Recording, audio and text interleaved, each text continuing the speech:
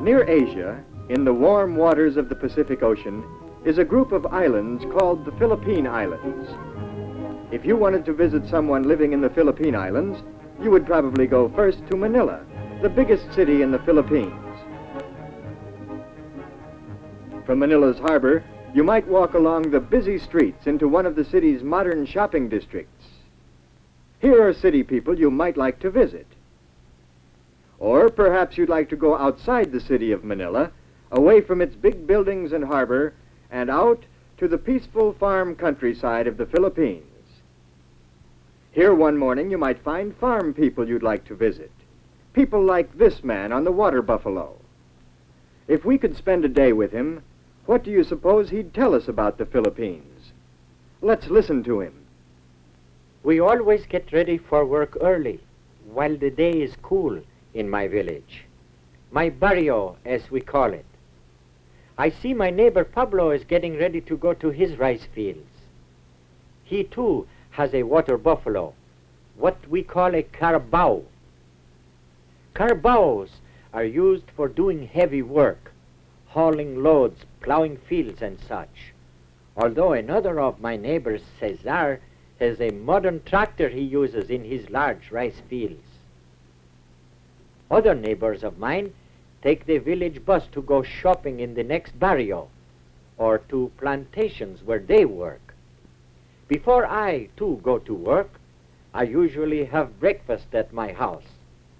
I built it high above the damp ground of strong bamboo and nipa leaves which grow nearby. In our open kitchen, I see my wife Dolores is making breakfast. There is plenty of fresh fruit, papayas and mangoes from the trees around us. And we have, steaming hot rice from my rice fields, of course. My son Ramon is still asleep inside the house, but not for long. I can hear my daughter Juanita telling Ramon to wake up. "Wake up, Ramon," she says. "We're having a special treat for breakfast in honor of your birthday." Birthday? Ah, then Ramon remembers. Today he is 9 years old. There is to be a party for him this afternoon, and many presents. He had better not sleep late today. So Ramon quickly rolls up his straw bed, his petate, it's called, and puts it away in the corner. Ramon goes to wash, while my daughter finishes setting the table. Though Juanita is only 12 years old, she is already a big help to her mother. I see she has set the table well. Soon Ramon comes back nice and clean. "Happy birthday," I tell him as we begin eating. In honor of Ramon's birthday, today with our rice we are eating tuyo, a kind of dried fish. Ramon likes it very much, but I think his mind is also on the presents he hopes to get later at his party. After breakfast, it is time for me to go to work in my rice fields. Soon the planting season starts, and I have much plowing to do. In a little while, my children leave too. Ramon and Juanita must also start out early from our house, for the public schools they attend are a long way from home.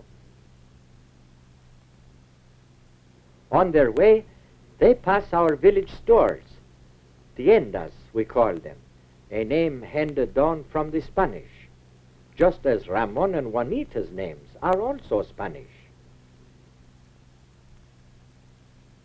And they pass our village church. It is old, for it was built by the Spanish missionaries many years ago. At last they come to Juanita's school, the public high school she attends with her girlfriends. Before their classes begin, they like nothing better than a game of luksong lubid, what you might call jump rope. Before his classes start, Ramon likes to play too. At his elementary school, tug of war is a favorite game. Today, Ramon is the leader of his team. Later in class, Ramon is taught many subjects. One of his favorites is geography. In the classroom, English is spoken, and it is one of the main languages we use. Today, Ramon has a question about the United States. His teacher shows him the United States on the map of North America. In the meantime, in her high school, Juanita studies many subjects too. In home economics, she learns to sew fine patterns and do fancy stitching. Embroidery like this was first taught us by the Spaniards, and today it is an art many of our Philippine women are proud of. Meanwhile, my wife Dolores is finishing her shopping in our barrio. At the village stores, the tiendas, she can buy many of the things we do not make at home. Today she needs some seasoning to cook the food for Ramon's party. Then, her shopping done, my wife comes back home to start the cooking. At 12 o'clock, my children are out of school for the day. Other children will attend in the afternoon, but Ramon and Juanita now have work to do. Ramon will help me with the plowing, while Juanita comes home to help her mother. There is much to do to get ready for a party. First, Juanita sets the table. Later, she may take a turn at barbecuing the pig her mother has prepared. We call roast pig lechon. It is a treat we can afford only on special occasions.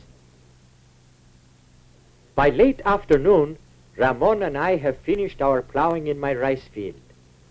It must be ready for planting when our rainy season begins.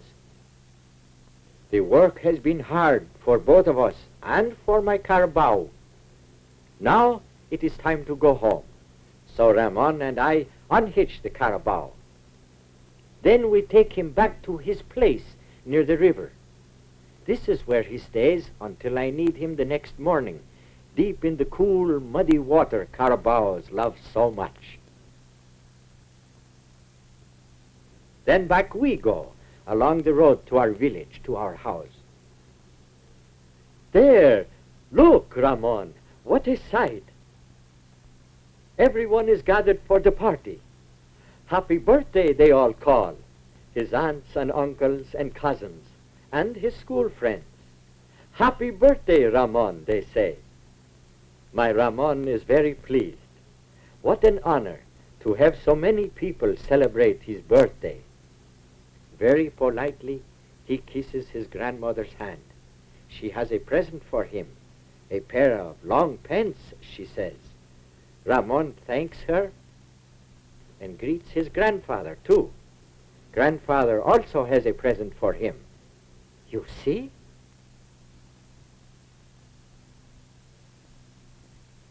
A nice new shirt he brought all the way from Manila. Thank you, says Ramon. After he has cleaned up, Ramon thanks me and his mother too for the many presents and the food being served at his party. Everyone enjoys eating some rice with the many delicious fruits and vegetables from our garden. And of course, Ramon's favorite, lechon, the roasted pork. Soon it is time for dancing. I watch with my family as my friends and neighbors enjoy themselves. We Filipinos like having a good time once in a while, for our way of life is usually pretty hard and simple. Of course, with a family like mine, it is a contented life too. For our children are our real riches. I work that tomorrow may be better for them, for my son Ramon and my daughter Juanita, so that they in turn will make a better life for themselves and for other families of the Philippines.